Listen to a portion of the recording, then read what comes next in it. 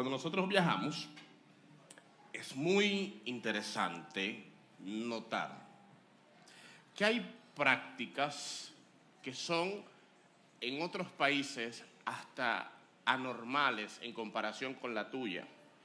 Algunas incómodas, algunas se sienten hasta indecentes. Por ejemplo, cuando usted va a Japón, notará que no es normal dejar propina en Japón. Ellos lo ven como casi como un soborno, como ¿por qué tú me estás dejando propina? Se sienten ofendidos. Hay personas que cuando usted le ha dejado propina le caen atrás para devolvértela. Creo que muchos nacimos para Japón y estamos en países equivocados. En Japón, otro ejemplo es que se ve feo, se ve mal reírse a carcajadas, o sea, con la boca abierta, vuelto de risa.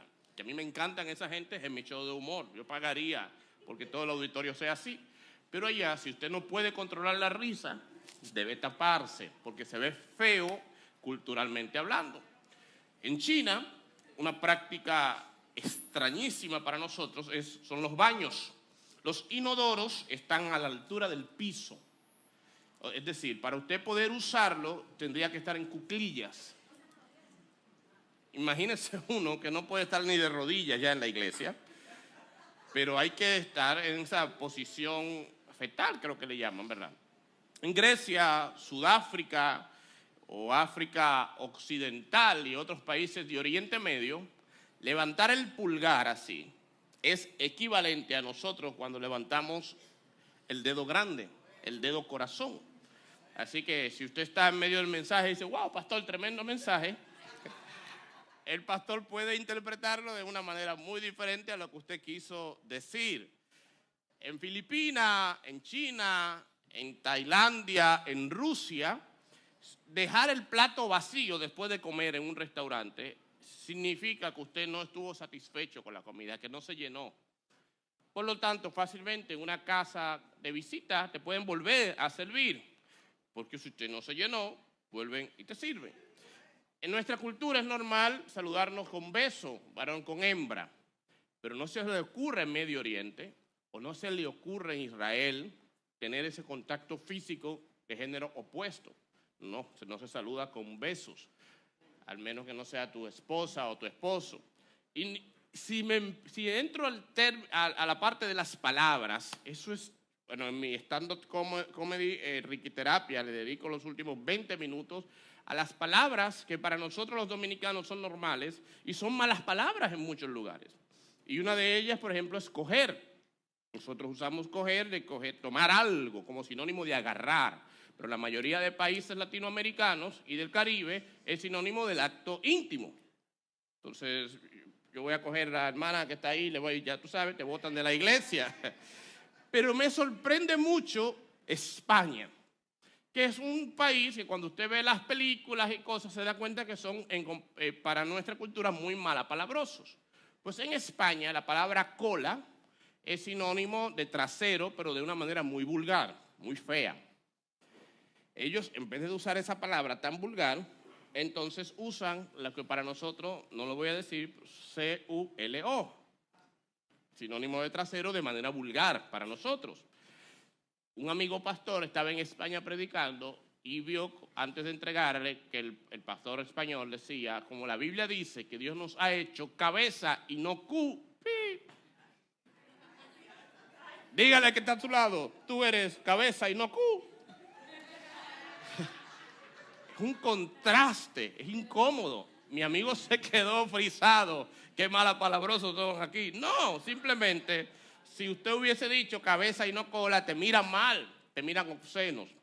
Por eso lo que es normal para nosotros cuando viajamos, solemos adaptarnos y si no sabemos, pagar las consecuencias por ignorancia. La Biblia es muy clara cuando dice que hemos sido trasladados del reino de las tinieblas al reino de la luz. Que hemos sido trasladados de cultura a la cultura de este mundo, como se le conoce en la Biblia, al sistema de pecado, a una cultura de reino, de evangelio, de Cristo. Y en esta nueva cultura donde vivimos, no importa qué tan normal sean algunas cosas de nuestra antigua cultura. inmediatamente llegamos a esta nueva cultura donde estamos, el reino, tenemos desafíos que aprender, tenemos retos y nos vamos a encontrar muchas veces viviendo contracultura. Los capítulos que vamos a ver hoy de Pedro hablan de esos desafíos. Y quiero que lean primero conmigo en pantalla, Primera de Pedro 2:11. Le da un poquito de contexto al mensaje. Queridos amigos, ya que son extranjeros y residentes temporales, eso es lo que somos en esta cultura terrenal, les advierto que se alejen de los deseos mundanos que luchan contra el alma. Procuren llevar una vida ejemplar entre sus vecinos no creyentes. Así, por más que ellos los acusen de actuar mal, verán que ustedes tienen una conducta honorable y le darán honra a Dios cuando Él juzgue al mundo. Ya que somos residentes temporales en esta cultura, ya que estamos de paso aquí, el apóstol Pedro dice, Dios a través de él dice, alejémonos de los deseos del mundo y tengamos una vida ejemplar. La pregunta es, ¿cómo se ve esto en la práctica? O sea, ¿qué es una vida ejemplar? Porque eso es muy sui generis, cada quien tiene una manera de describirlo. ¿Qué significa alejarse del mundo? Luego él nos da en este capítulo una serie de cosas que habla de alguien que tiene una vida ejemplar. Lo voy a resumir porque de verdad es un capítulo poderoso y extenso y elegí algunos versículos más importantes dentro de nuestra cultura que son contrarios a la cultura de este mundo. Le voy a hacer el resumen. Verso 13. Por amor al Señor, sométanse a toda autoridad, ya sea rey y lo que sea. Respeten a todos y amen a la familia de creyentes, a la iglesia. Teman a Dios y respeten al rey. Ustedes, los que son esclavos, atención, los que trabajan en call center, los que trabajan con los chinos, los que trabajan ¿dónde más? En el gobierno. ¿Dónde? Los auditores. No, los auditores no son esclavos. Los auditores son los que esclavizan a la gente. Pero está bien, esclavos a fin de mes. Los profesores. Los que son esclavos deben someterse a sus amos con todo respeto. Hagan lo que ellos les ordenan, no solo si son bondadosos y razonables, sino aun cuando son crueles. De la misma manera, ustedes esposas que están aquí, ¿dónde están las esposas? Esposas, tienen que, todas las que están solteras se están adelante, no veo esposas aquí. Ustedes esposas, tienen que aceptar la autoridad de sus esposos.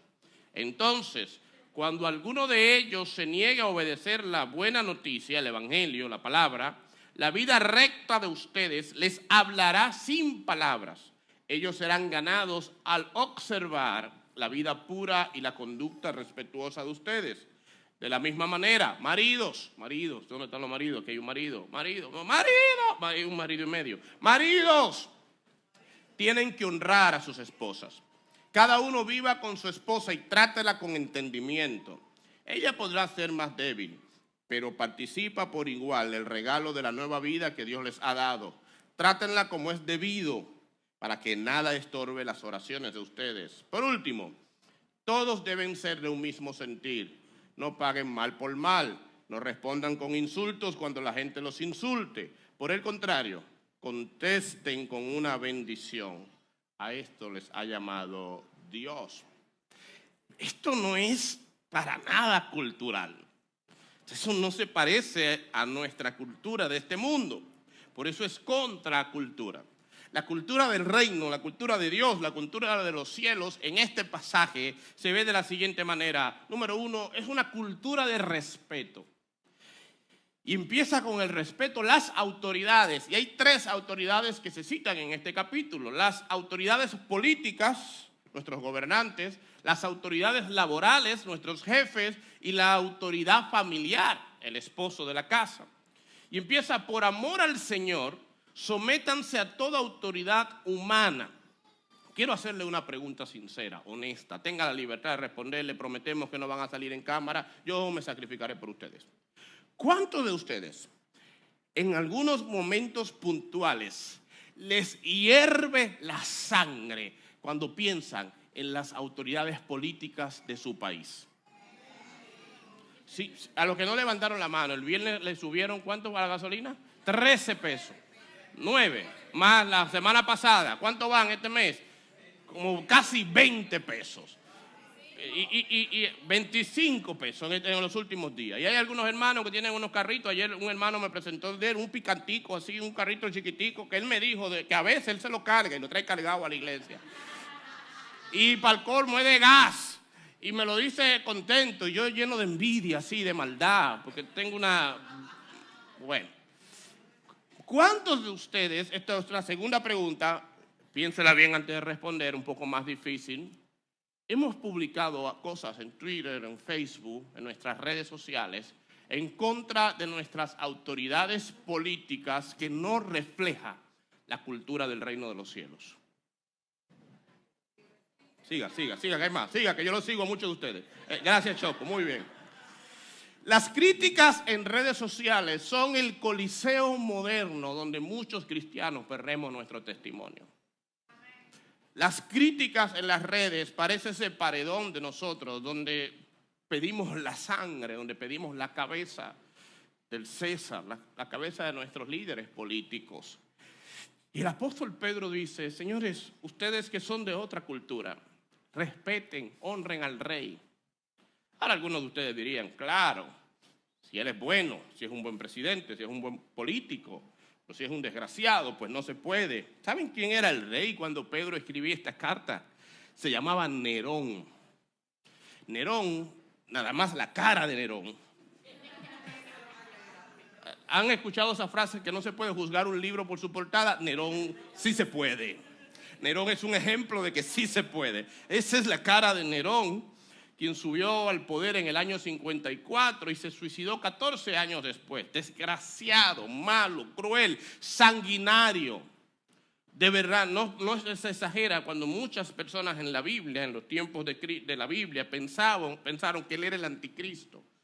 Y tienen unas teorías fascinantes sobre cómo el nombre de Nerón en números se asemeja al nombre del anticristo. Era malo, tan malo que durante su reinado fue que Pedro fue crucificado o martirizado. Si se acepta que fue crucificado boca abajo, como dicen algunos. Pero Nerón fue el que martirizó a Pedro y a muchísimos cristianos. Y Pedro dice, hay que honrar al rey. El rey que ha perseguido a los cristianos, el rey que ha expuesto a los cristianos, cuando Pedro escribe de él, manda a respetarlo. ¿Por qué? Porque el respeto no depende de quienes son ellos, depende de quienes somos nosotros.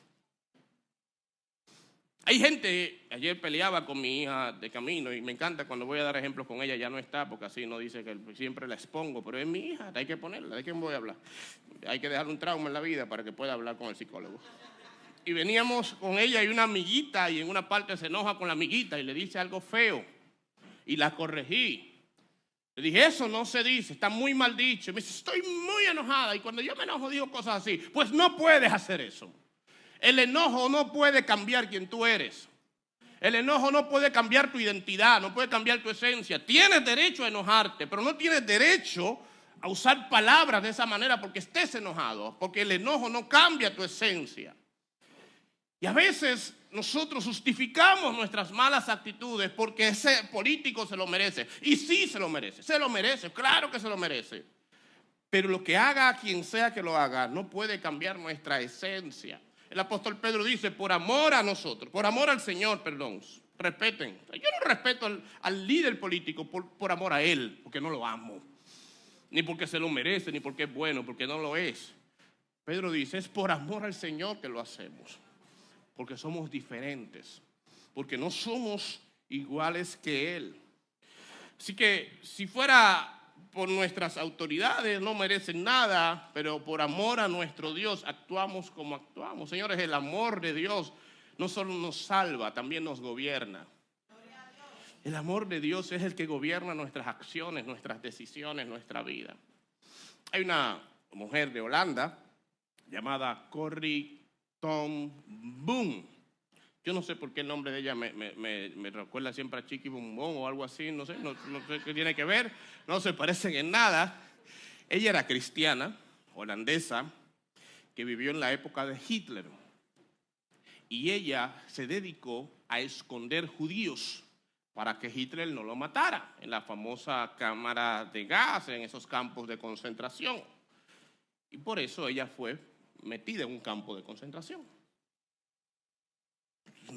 Una cosa cruel. Y ella escribió que Dios es soberano aún sobre los gobiernos más crueles. Ella no validaba el régimen, no lo apoyaba, pero entendía que aún por encima de Hitler gobernaba Dios. Y es la actitud de un creyente. Nosotros no necesariamente apoyamos todo lo que hacen nuestras autoridades. Podemos expresarnos incluso, y voy a hablar de esto en un minuto. Podemos quejarnos, no está mal.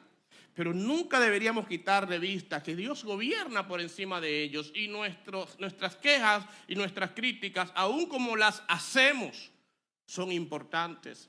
El creyente está obligado a someterse a las autoridades siempre cuando ellas no nos obliguen a ir en contra de Dios. Porque cuando nos llevan a ir en contra de Dios, Hechos 4:19 dice, conviene yo obedecer primero a Dios que a los hombres.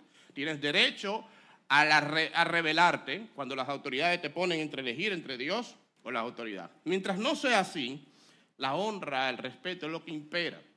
Un teólogo académico de Inglaterra llamado Cranfield dice que hay una gran diferencia entre las autoridades de la época de la Biblia y las autoridades de hoy en día. En la época de la Biblia las autoridades eran monarcas, eran reyes y eran autoritarios. Tenían poder, sobre todo un poder absoluto. Y ante un poder absoluto, el deber del ciudadano es una obediencia absoluta. Romanos 13. En estas condiciones donde vivimos ahora, tenemos el privilegio, la ventaja de contar con democracia. Y en democracia el gobierno no tiene poder absoluto. Se dice, teóricamente, que el gobierno democrático es un gobierno del pueblo, por el pueblo y para el pueblo. Por lo tanto, nuestro deber en este contexto no es la obediencia absoluta, es la cooperación, es las críticas, es las quejas y es el cambio, el verdadero cambio. Cuando usted necesita quejarse de su gobierno, el mejor momento para hacerlo es en las elecciones. Puede hacerlo cualquier tiempo, claro que sí, pero nuestro deber es pararnos ese día, votar por quienes representen nuestros valores y si usted desea hacer esa opción, pues también serla y apoyarla. Y aún las críticas, expresarla con mayor respeto que cuando estamos en el mundo. Eso es la cultura del reino. La segunda autoridad que el apóstol Pedro nos manda a respetar es la autoridad laboral. A ustedes los esclavos, sométanse a sus amos con todo el respeto, hagan lo que ellos los ordena, no solo a los buenos, sino también a los crueles.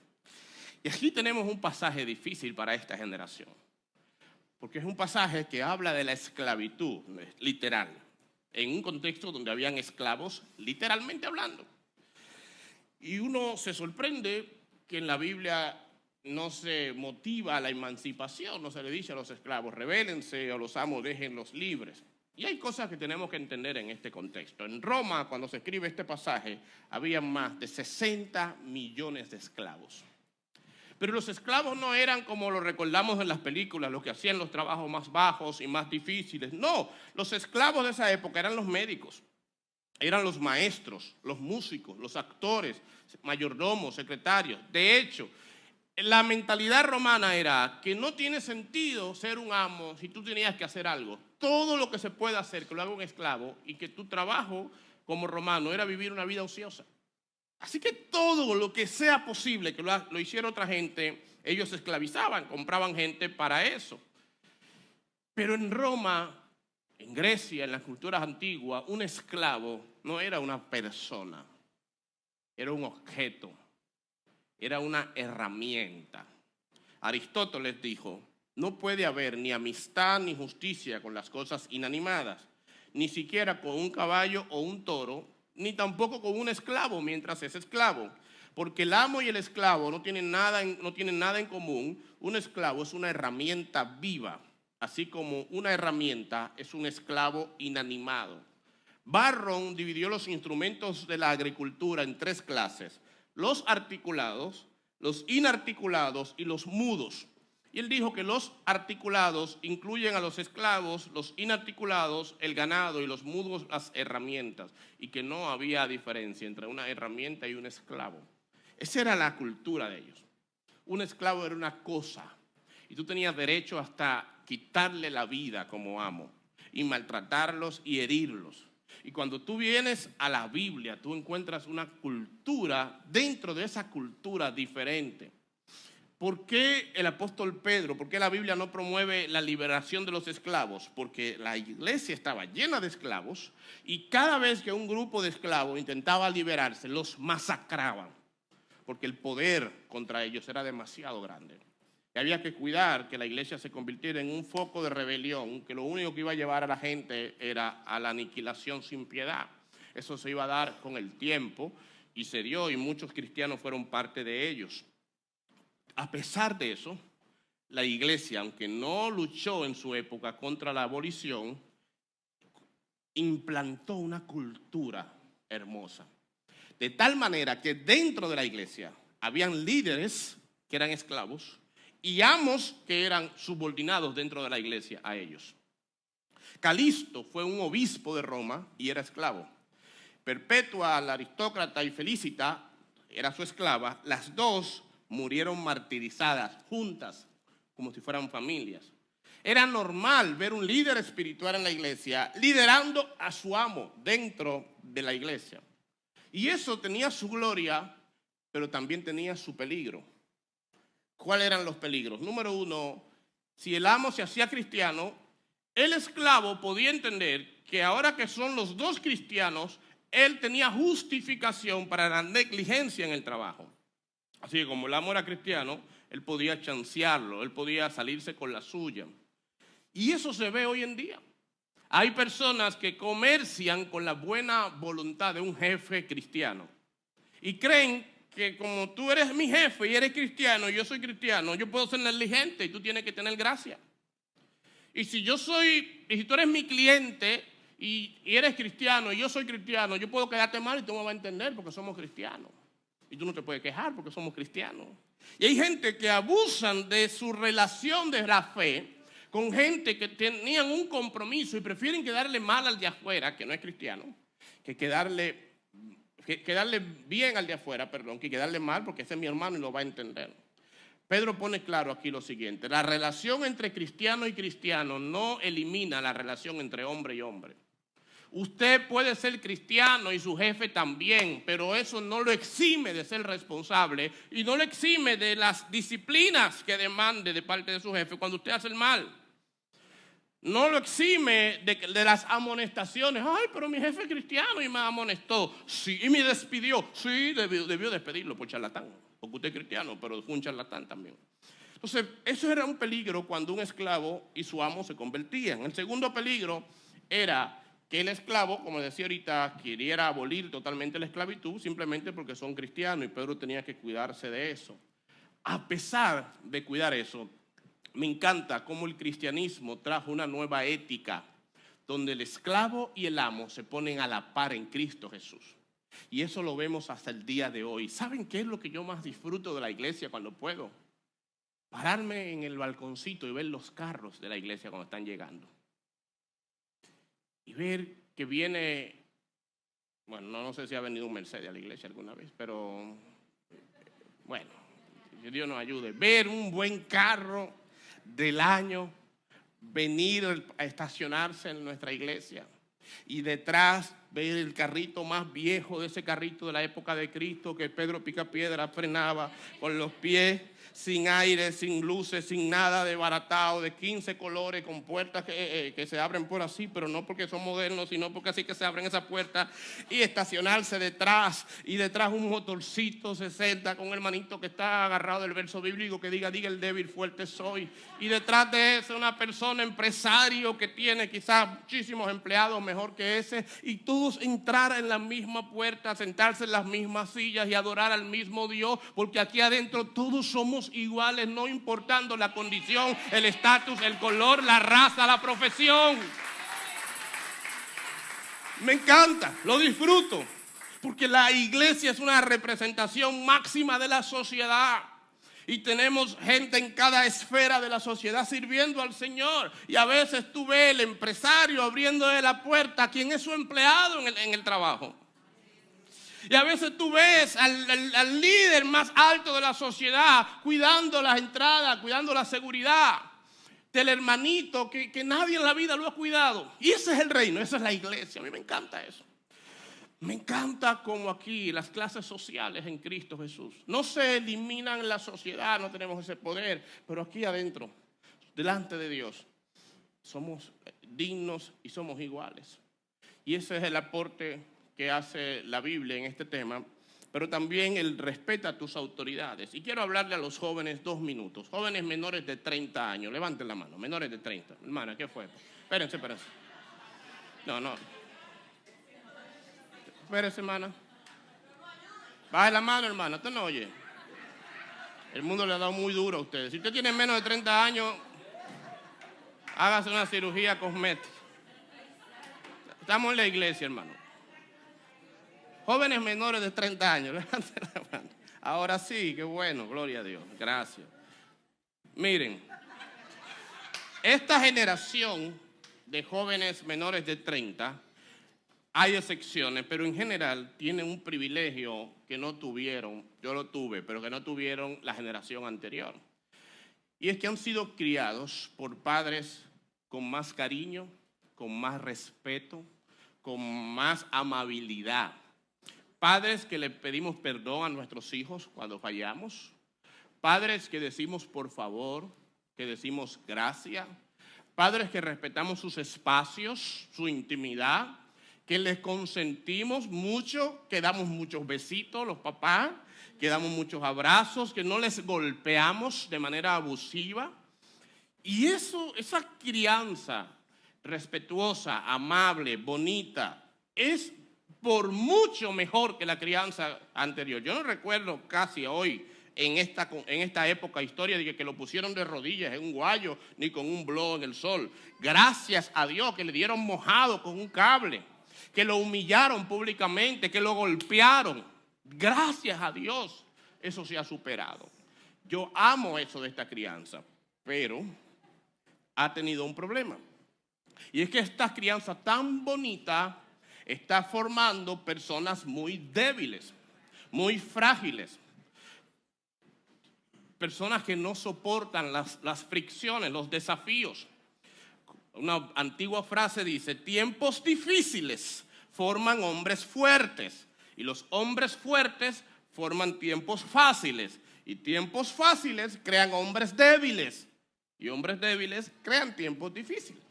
Es una espiral donde padres hemos hecho un trabajo tan lindo con nuestros hijos que cuando nuestros hijos salen al mercado laboral y le hablan mal, hacen una crisis. Y nuestros hijos salen al mercado laboral y un cliente les ofendió y renuncian. Porque a mí nadie me habló así nunca, nadie me faltó el respeto, lo que le llaman hopping. Es decir, una cultura de esperanza que yo esperaba, de amor, y yo no soporto lo tóxico, por lo tanto me voy. Y nuestros jóvenes están renunciando a los trabajos y buscando otro, renunciando y buscando otro, porque el jefe me habló mal. Les quiero decir algo a nuestros jóvenes menores de 30 años. Tu trabajo no es tu familia. No te van a tratar con cariño en el trabajo. Tu jefe no te va a hablar con amabilidad siempre. No siempre van a respetar tus horarios y tu hora libre y tu hora de almuerzo, y va a haber tolerancia y va a haber cariño y te quiero yo y tú a mí, y van a ser muy amables. Los clientes tampoco. ¿Quién trabaja con servicio al cliente aquí? ¿Quién trabaja con gente aquí? Los clientes no siempre serán agradables, ni siquiera los cristianos. A veces habrán clientes que serán perros. Te van a tocar a veces un mal día, 15 bulldog.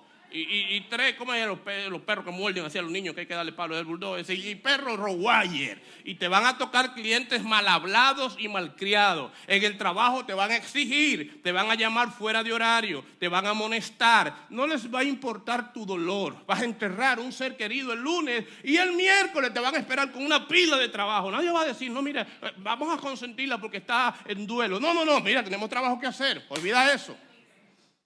Y tú tienes dos opciones: o aprendes a lidiar con las fricciones laborales, o renuncia y te vas a otro sitio para seguir lidiando con lo mismo, porque te va a seguir, te va a perseguir. Y yo con esto no digo que aguantes el abuso, porque hay abusos, por supuesto, hay extremos, hay respetos que no se pueden tolerar. Lo que yo quiero que tú te grabes es lo siguiente: el trabajo no es tu familia, y no esperes que te traten como familia. De hecho, cuando te dicen en este trabajo somos una familia, recuérdate que en toda familia hay un tío borracho, hay un primo loco, hay una prima chivirica, hay un violento. Te van a tratar como familia. A veces me gusta decirle a la gente cuando vamos a servir: en esta iglesia somos un nido, somos un nido de víboras, somos un nido de...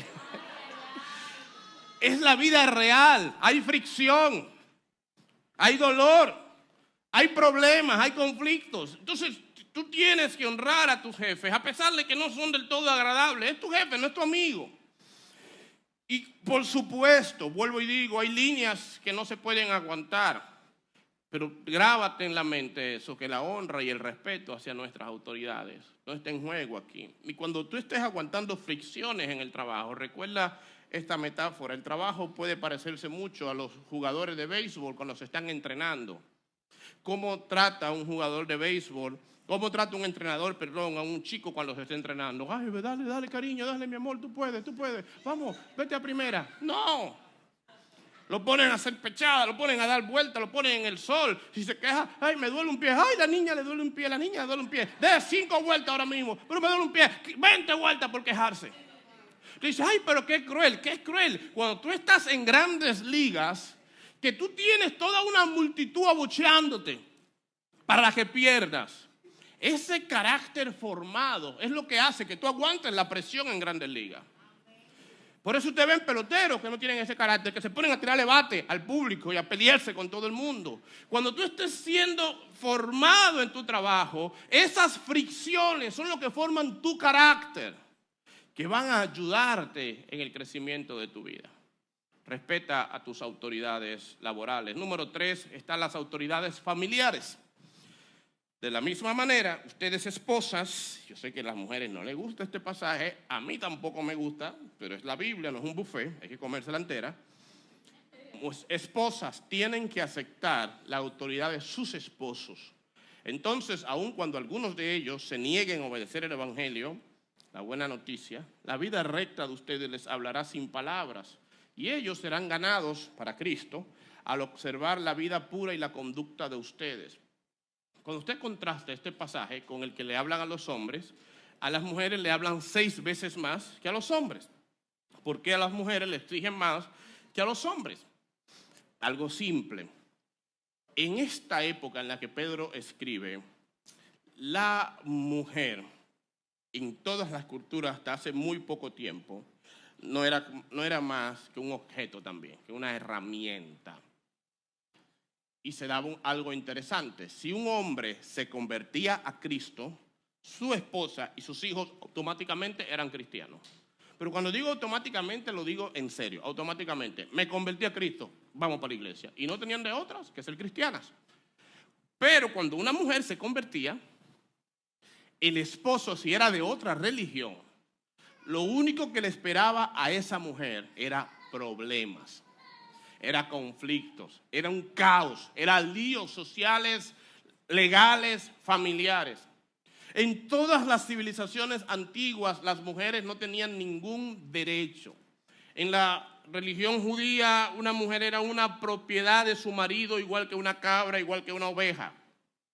En la griega, la mujer, la meta era que no debía salir de su casa y ser obediente en todo al marido. No tenía ninguna inteligencia adicional a lo que tenía el marido.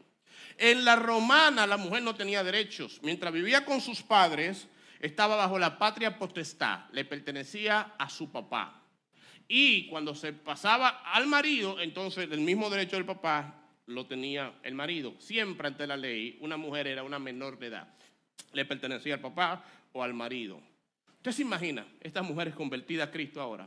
Y que el apóstol Pedro dice: ya eres libre. Ya esta ley, esta cultura no te gobierna, ya tienes dignidad ante el Señor, así que ya tú sabes, convertirte, revélate. La cantidad de mujeres muertas que hubiesen habido en esa época. Así que en medio de esta cultura, Pedro le escribe a estas mujeres que se convirtieron y los maridos no. Y le dice algunas cosas. Vamos a ver primero qué no le dice. Número 1, no le dice que abandonen a los maridos. Lo mismo que Pablo en 1 Corintios 7. No le dicen mujeres que se convirtieron y los esposos que se quedaron atrás. Dejen esos hombres en banda, suéltenlos. No, al menos que el hombre las deje a ellas, mantente con tu esposo. Número 2, no le dice predícale el evangelio. O empieza a discutir. O enséñale por la palabra. Que ya no hay esclavo ni libre, mujer o hombre, romano o griego, que todos somos iguales. Y enséñaselo. No le dice nada de eso. Y esto le sirve a las esposas con esposos inconversos y le sirve a los hijos con padres inconversos. Tu deber no es, número 1, ni dejarlos. Yo soy cristiano y esta gente me hieden ahora porque yo quiero servir a Dios y ellos no. No, ese no es tu deber. No tienes que abandonar a tu familia que se quedó atrás cuando tú viniste a Cristo. Número 2, tu deber tampoco es convertirlos. Yo tengo que ganarme a mi papá. Tengo que ganarme a mi marido. Y ahora en adelante en esta casa no se va a escuchar bachata. Y no se va a ver película coreana. ¿Cómo llaman la serie coreana esa? Sí. No, señor, no vamos a ver serie coreana porque somos cristianos y los cristianos no van disparate. Estoy de acuerdo con eso, pero no es tu deber. A veces nosotros queremos doctrinar y moralizar a las personas que no tienen a Cristo todavía. Y el que no tiene, mire, usted no diga mala palabra, que aquí no se dice mala palabra, pero ni siquiera es cristiano. Y además es tu papá. Entonces tu deber no es cambiar la conducta de un inconverso. Porque la conducta de un inconverso que no ha sido salvo es como usted ponerle un traje de seda, dice la oración, a un mono. Está bonito, pero sigue siendo mono. Entonces Dios no viene a cambiar conducta, Dios viene a cambiar corazón. Y no nos sirve de nada tener una buena conducta si Dios no te ha cambiado. Así que ese no es tu trabajo. Ni convertirlos, ni dejarlos. ¿Qué dice el pasaje? Sé una buena esposa. Sé un buen hijo. O sea, tu trabajo es ser tan bueno en tu casa, tan noble, que tu vida se convierta en una predicación silenciosa de la hermosura de Dios en ti, que haga caer las barreras de prejuicio y de hostilidad, y con tu vida te gane a tu marido o a tus padres para Cristo. Con una vida buena. Gracias. Si tus padres vieron que después que te convertiste, eres mejor estudiante, te llevas mejor con tus hermanos, organizas la habitación. Estoy mirando la cámara, no la camarógrafa. Organizas la habitación. Si después que eres cristiano, respetas a tus padres, colaboras, porque hay hijos que trabajan y no dan ni para comprar la esponja de fregar. No digan amén los padres si tus hijos están a tu lado. Pero si después que te convertiste, tú dices, mami, yo pago la luz, yo pago el internet. Tratas mejor a tus hermanos, tratas mejor a tus padres, los honras. Mi amor, tus padres querrán convertirse obligados. ¿Quién? ¿Qué te dieron a ti? Yo quiero eso. Si después que eres cristiana, honras a tu marido, lo tratas mejor, borras Chain, borra Amazon. Sí, claro que sí. Están las feministas ahí, ¡no! Lo que sea, pero eso no. Si después que te convertiste, eres mejor esposa, eres mejor mujer, eres más activa en las cosas que deberías ser activa, y no voy a dar detalles, pero usted sabe de lo que estoy hablando, y tus noches dejan de ser noches de oración y pasan a ser noches de glorias. Ese hombre quiere conocer qué Dios fue que tú conociste, que le ha hecho tan bien. Ese hombre quiere a ese Cristo, pero si tú en la casa no vas a ver esa película, y que no vas a vestir así, y no vamos a hacer esto, y no vamos a hacer aquello, y te amargas la vida, lo único que ese hombre va a pensar es, Dios me dañó a mi mujer, Dios me dañó a mis hijos.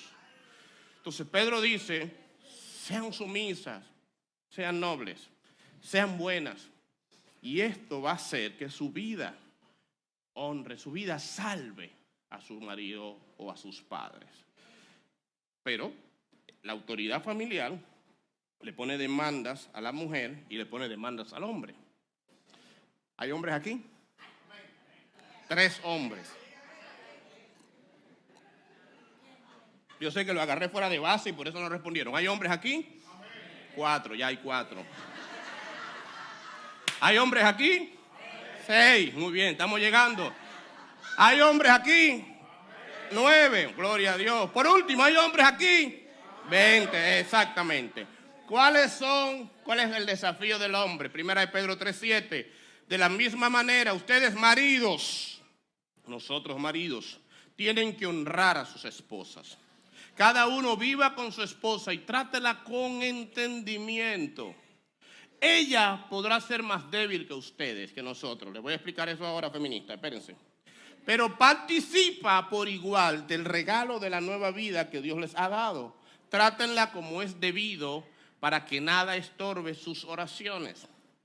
En el código romano, en la cultura en la que se escribe este pasaje, todos los privilegios eran para el esposo y nada para la mujer. La ética cristiana nunca concede privilegios sin obligación. Una pregunta a los hombres, francamente. ¿Te ha tocado alguna vez liderar un grupo, sea deportivo, sea laboral, sea de cualquier área de tu vida, donde tú no estás y tú sabes que no estás a la altura de lo que se espera? Por ejemplo, estás hablándole a vendedores en la empresa, pero tú eres el que menos vende. O estás hablándole a gente fitness, pero tú estás hace años atrás, no estás para nada fitness. O estás en una área donde te toca liderar un grupo, pero tú estás hace rato fuera de lo que se espera de ese grupo. ¿Cómo te sientes haciendo eso? Sin autoridad. Te sientes que no debes. Te tocó, pero no debes. Asimismo es un hombre exigiéndole a su mujer cumplir la Biblia si no está cumpliendo su responsabilidad. ¿Y cuál es su responsabilidad? Dice el pasaje, tiene que tratarla con el debido entendimiento, honor, amor. Tienes que ser comprensivo y tratarla, a este pasaje a muchas no les gusta, como a un vaso más frágil. Pero escuchen bien, vaso más frágil significa que hay dos vasos frágiles aquí. Los hombres somos un vaso frágil. Y el pasaje dice un vaso más frágil. Son un poco más frágiles que nosotros. ¿En qué sentido? No es más bruta. De hecho, en mi experiencia y en lo que estoy rodeado, las mujeres son más inteligentes que la mayoría de hombres. Esa es mi experiencia. Quizás usted tiene otra, pero en mi experiencia, hablando de cerebro, desde mi casa hasta mis líderes, yo voy a seguir dando ejemplos que se me ofenden los hombres, son más inteligentes. Así que vaso más frágil no es que son brutas. Que son menos fuertes, yo conozco mujeres aquí que son más fuertes que yo. Y puedo dar ejemplo, pero después no sé si se ofenden o qué, pero hay mujeres que dicen, güey, esos brazos, hermana, ayúdenme. Deberíamos estar en seguridad para las mujeres aquí. O sea, no necesariamente son menos fuertes físicamente. Mi esposa y yo hicimos senderismo hace 15 días y ella tenía más resistencia, tiene físicamente más resistencia que yo. No necesariamente la mujer es frágil físicamente. ¿Dónde es más débil que el hombre? En la fragilidad emocional. Es una mujer que emocionalmente se lacera más rápido, se afecta. Dios la hizo emocional por eso. Siente más. Ese regalo de la maternidad la hace sentir más a favor de. Y como es más frágil, más débil emocionalmente, nosotros tenemos que ser más delicados porque la rompemos muy fáciles. Mi esposa me decía esta semana, para que entiendan mejor esto, mi trabajo es estar entre la gente. Los escenarios, las conferencias, los libros. Cuando yo tengo tiempo de estar en mi casa, yo amo estar en mi casa, encerrado. Puedo durar una semana sin salir, en pijama y sin peinarme, feliz. Así que mi esposa a veces, cuando tenemos nuestro tiempo, yo puedo sentarme a ver una película con ella en casa, o sentarnos en el comedor y desayunar juntos, y es un tiempo bonito para nosotros. Pero ella me decía esta semana algo que quizás las mujeres entenderán completamente. Cuando yo estoy en casa, nunca me desconecto, me dice ella. Aún cuando nos sentamos a ver una película, yo estoy pensando lo próximo que hay que hacer. O la ropa que hay que doblar, o las cosas que hay que cocinar mañana. Y si tengo 2 minutos de tranquilidad, sea en el baño, sea donde sea, tengo a mamá que vive con nosotros, cada 2 minutos pidiendo algo, o a la niña. O estoy pensando en algo que tengo que hacer. Por lo tanto, dentro de casa, yo nunca me desconecto. La única forma que yo tengo para desconectarme es cuando salimos fuera de casa. Y ahí yo logro por un rato pausar la madre y ser la mujer. Hay mujeres que entienden lo que estoy diciendo, ¿verdad? Así que es mandatorio para mí, que no entiendo del todo, porque yo me puedo desconectar en mi casa. De hecho, aquí yo me desconecto. Yo estoy aquí parado y fácilmente yo estoy hablando solo, en automático, así, y aquí estoy pensando aquí en una cosa y me fui lejos y mi cuerpo se quedó hablando. Yo tengo la habilidad de desconectarme donde sea. Yo no estoy pensando en qué se va a cenar, qué se va a almorzar, no estoy pensando en nada. Y como hombre yo no entiendo del todo eso, pero mi trabajo aquí es tratarla con entendimiento. ¿Cómo puedo hacer para que ella esté más descargada? ¿Qué puedo hacer como hombre para que mi mujer esté más tranquila? ¿A dónde tengo que llevarme la niña y dejarla? ¿A dónde tengo que entrancar a la mamá y dejarla? Y dejarla sola. ¿O a dónde tengo que llevármela a ella y dejar la niña y la mamá? O sea, ¿qué puedo hacer para que ella esté mejor? Eso se llama tratarla con entendimiento, entenderla a ella, cuando yo ni siquiera estoy del todo de acuerdo. Pero aquí no se trata de yo tener la razón, se trata de cómo se siente ella. El apóstol Pedro dice, trátala como a un vaso más frágil, con entendimiento. En nuestra cultura, eso le decimos ser caballeros, que para ellos era algo raro, era normal, y todavía hoy en el Medio Oriente, ver un hombre montado en el caballo y la mujer a pie. Pero Pedro dice, el trato que tenemos que darle es preferencial. A mí me encanta que muchos de los hombres de nuestra iglesia, donde hay un solo carro, ellos andan a pie y la mujer anda en el carro. Y muchas veces el carro lo compraron ellos de soltero. Y cuando hay facilidades de quien les lo puede hacer más cómodo, le buscan la comodidad a ella. Esa es la vida de un hombre de Dios. Tu mujer no es otro pana. Tu mujer no es otro tigre, que le puedes hablar como sea, tratar como sea, y ella entenderá, que la puedes soltar en banda y volver 2 días después y entenderá.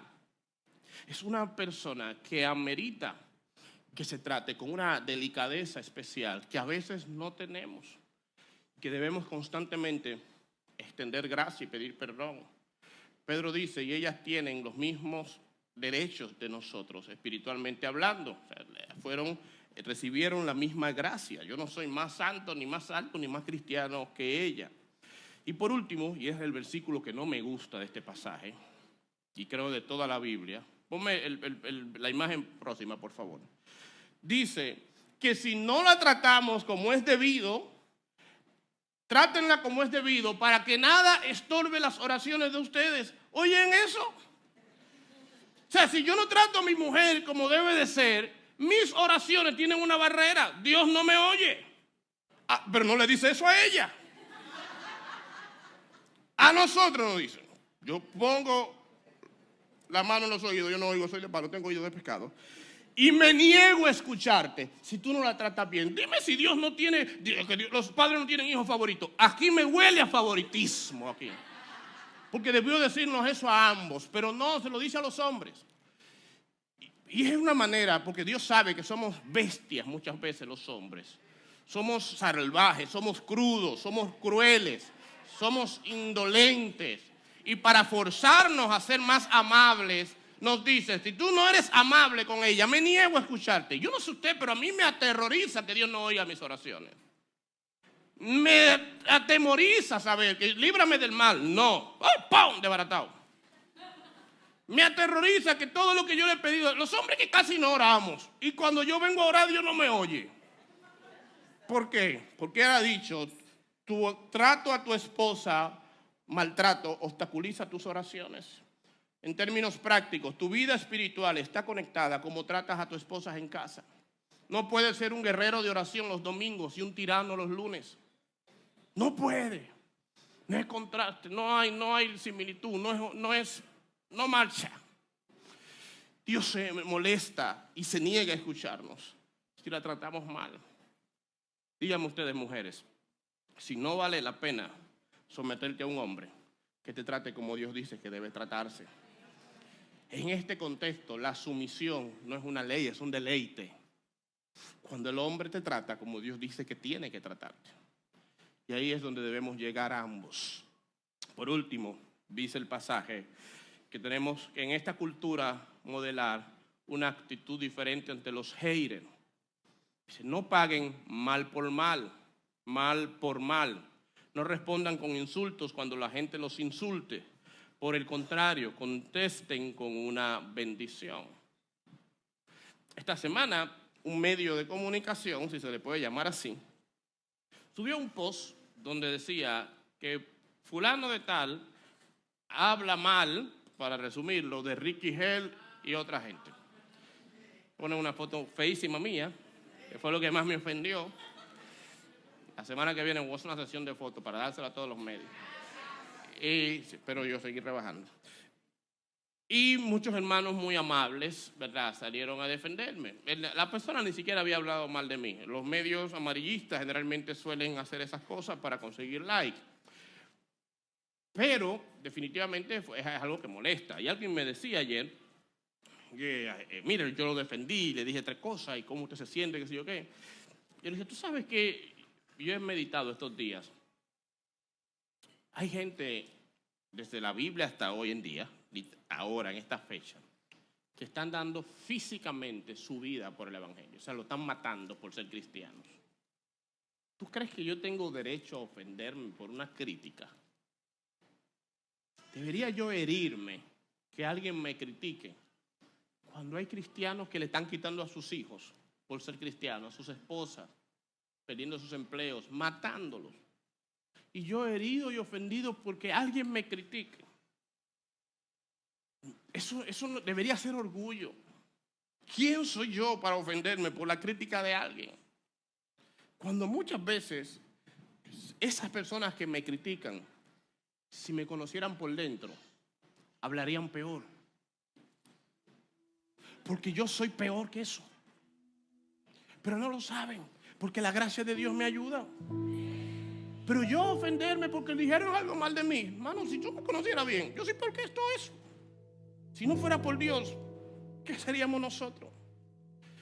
Entonces debería uno estar peleándose. Ay, que fulano me habló mal, que el pastor no me respondió, que sutanejo me quitó mi silla, me voy de la iglesia. Irte de la iglesia tampoco vale el sacrificio de Cristo, que te iría al mundo por lo que hace un hombre.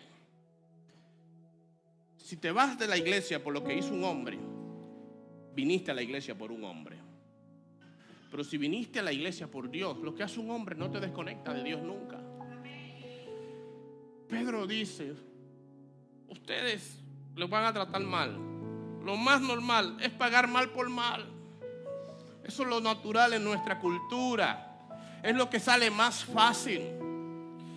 Ustedes dicen, bueno, pero ellos, ¿cómo estaban ellos? Malísimo. El Estado los perseguía, les estaba quitando su casa, los estaba expatriando. Lo normal en esos contextos es pagar mal por mal. La Biblia dice, si tú amas a los que te aman, ¿qué recompensa tienes? Los impíos hacen eso. Los ateos, los agnósticos aman a quienes les aman. ¿Dónde está la grandeza del cristiano? Cuando empezamos, esto es dificilísimo obviamente, amar al que no nos corresponde. Si tú respondes bien al que te hace bien, ¿cuál es la diferencia? Eso lo hace todo el mundo. La grandeza de nosotros es responder bien a esos haters, al que te responde mal. Porque cuando tú vives así, vives de acuerdo al estándar de la cultura que tú fuiste creado. No hay una sola forma más cristiana de responder que vivir de tal manera la vida cristiana que le demuestra a tus críticos que están equivocados. Platón dijo, viviré de tal manera que nadie crea lo que se ha dicho de mí. Y Pedro dice lo mismo. Estamos desafiados los cristianos a vivir un cristianismo tan bonito que los ateos duden de su ateísmo. Que el que está a tu lado, que el impío que está a tu lado, tenga que poner en duda sus convicciones por la manera tan digna en la que tú vives. Esa es la forma de defenderse más bonita. Mateo 5:16, Jesús dijo, deja que tu luz brille ante la gente, de tal manera que sean vuestras buenas obras que glorifiquen a vuestro Padre que está en los cielos. La máxima con la que yo quiero vivir es la siguiente. Si mis obras traen frutos para Dios, no importa quién las critique. Si mis obras no traen frutos para Dios, no importa quién las alabe. Yo quiero vivir para Él. Porque cuando tú vives para Él, la cultura que gobierna tu vida es la cultura de Él y no de aquí. ¿Es fácil eso? No. Por supuesto que no. Y ahí es donde nos toca extendernos gracia.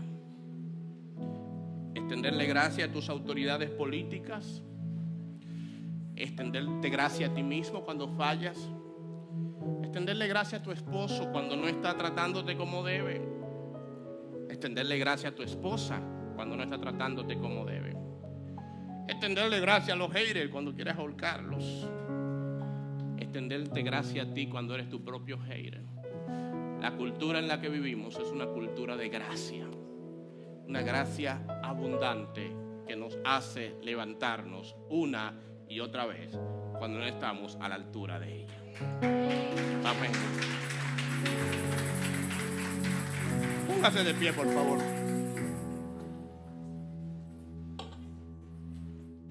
Si cantamos Mi vida es tuya un poquito.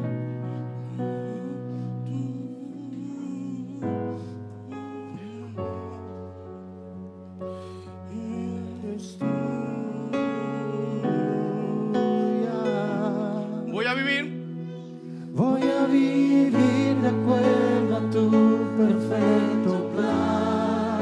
Sí. Es lo que quieres yo y voy a confiar. Iglesia, mi vida es tuya. Mi vida es tuya.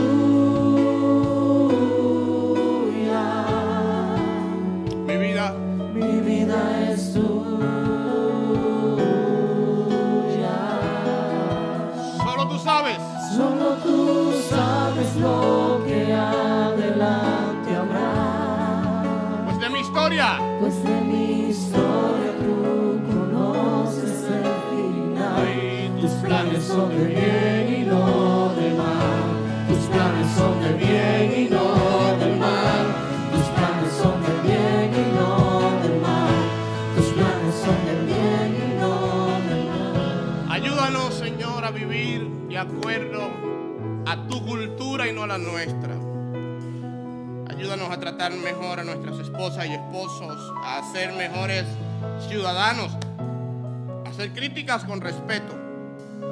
Ayúdanos a ser mejores empleados.